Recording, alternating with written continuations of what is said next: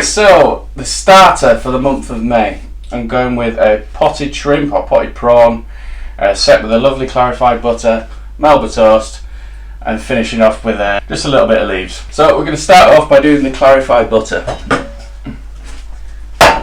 All that really means is it's just a posh way of making it shiny, to be honest. All we're doing is getting the milk solids back out of the butter. So into a pan, big knob of butter, into the pan, and then that's just going to melt down. Why do you have to use clarified butter?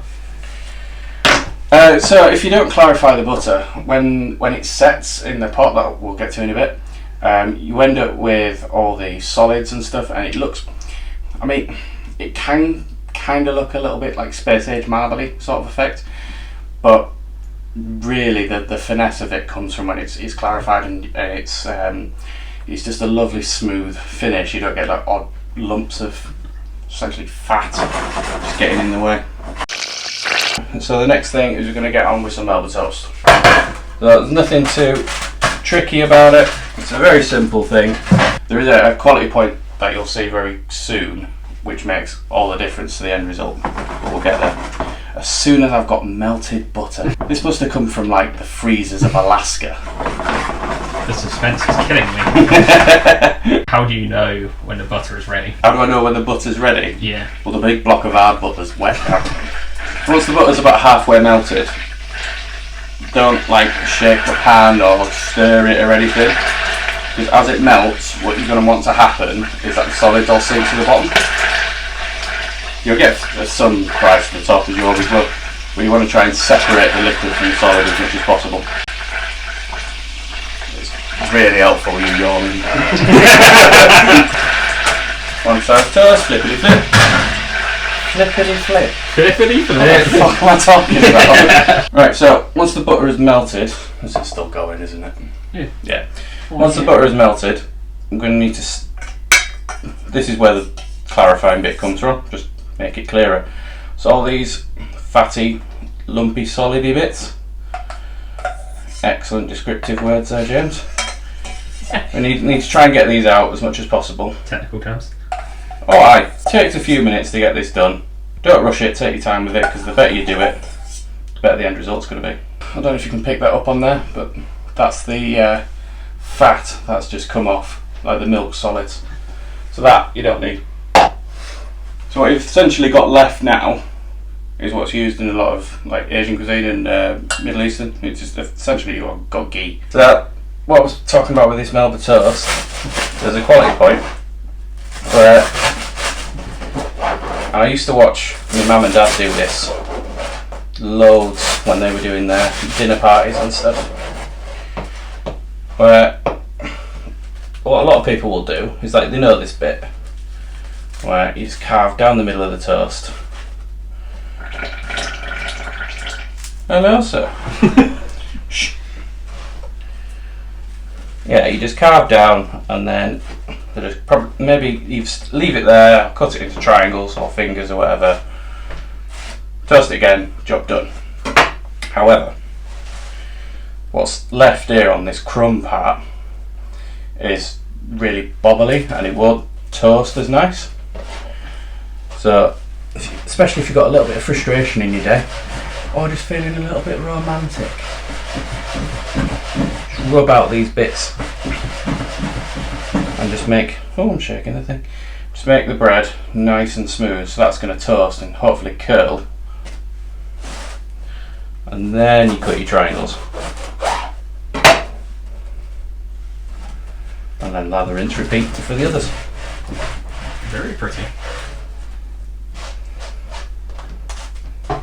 Was that a smile of approval that you've learned something, or was that you just going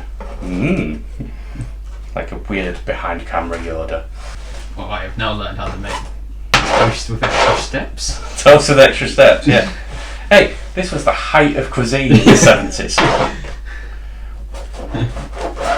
Named after Dame Nellie Melba from like the 1910s, 20s, something like that. Onto your tray, which is still rather warm, so use a cloth there. Safety first and all that. Yeah, does he get?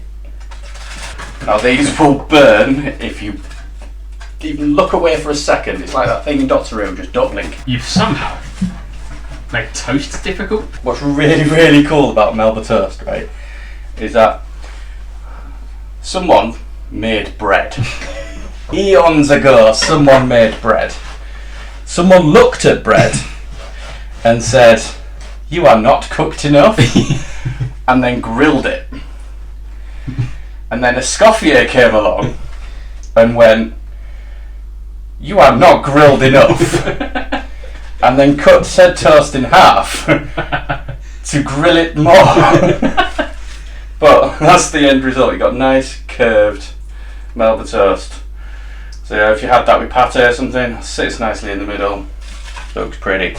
I've got some Atlantic and some Tiger, but just fill up your pot however generous you feel. Depends how much you like your guests, I suppose. What you could do is you could just pour this clarified butter over the prawns. Job's a good one.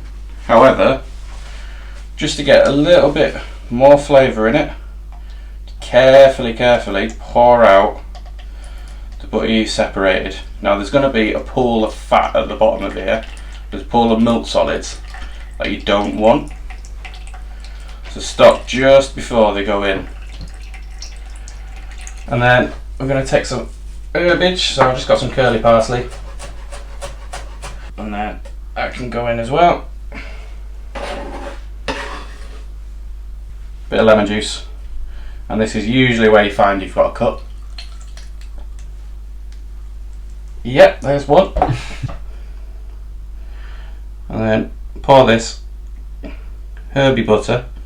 And this, you have to give it a bit of a wipe just in case you spilt like I have, messy bugger. That'll just sit in the fridge, or if you need it quickly you can put it in the freezer for 10 minutes and just let that set so it's nice and firm. Alright, so now we're going to finish off our starter by just plating up. Now this has been in the fridge for about half an hour it took in the end. Give it a little tap in here. It's nice and set. Hopefully that microphone's picked that up. So we're not going to get too chefy about this. I don't like chefy bollocks as best of times, especially when I'm just cooking at home. So we're going to be serving this just simply straight on the plate. And get a few bits of our toast. There's a bit of a rule that you serve with. Alright, they serve in odd numbers, so I'm going to go for 5 and be generous. Favourite customers and all that. I've got some nice garden leaves here, a little bit garlic chard, a little bit of pea shoot. Love a pea shoot. I'm just going to dress these. Not going for an oily dressing, just going for a little bit. Lemon juice goes well with the fish. A little bit of salt and pepper. Don't see many people seasoning the leaves, but try it. Makes all world of difference. And then finish that off. Just a nice handful on your plate. If you really want to, twist a lemon on the top. There we are.